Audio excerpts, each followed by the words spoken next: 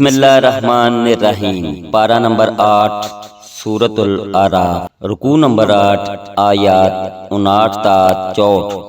قوم نوح کی روش اور انجام۔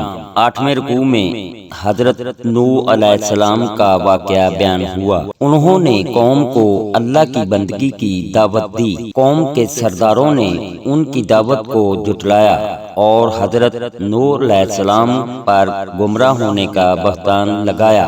اللہ نے حضرت نوح علیہ السلام اور اہل ایمان کو بچا لیا اور جھٹلانے والوں کو ایک طوفان کے ذریعے ہلاک کر دیا۔ رکوع نمبر 9، آیات 65 تا 72۔ قوم ہود کی بربادی۔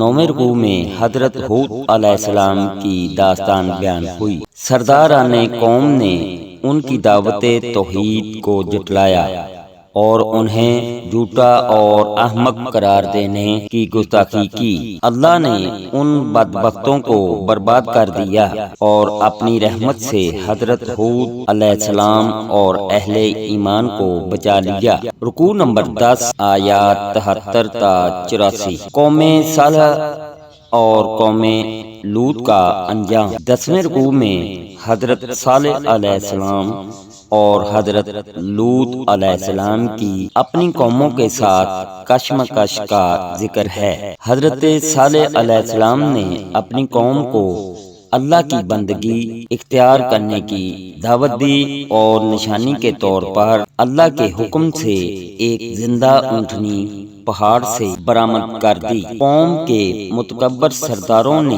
نہ صرف ان کی تعلیمات کو جھٹلایا بلکہ اہل ایمان کو بھی نیکی کی راہ اختیار کرنے سے روکا۔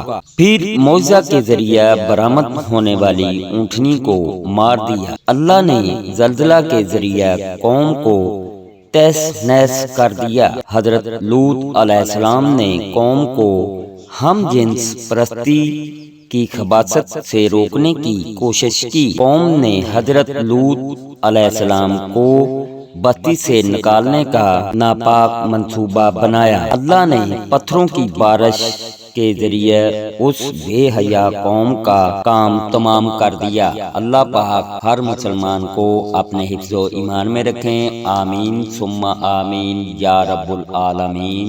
اللہ حافظ۔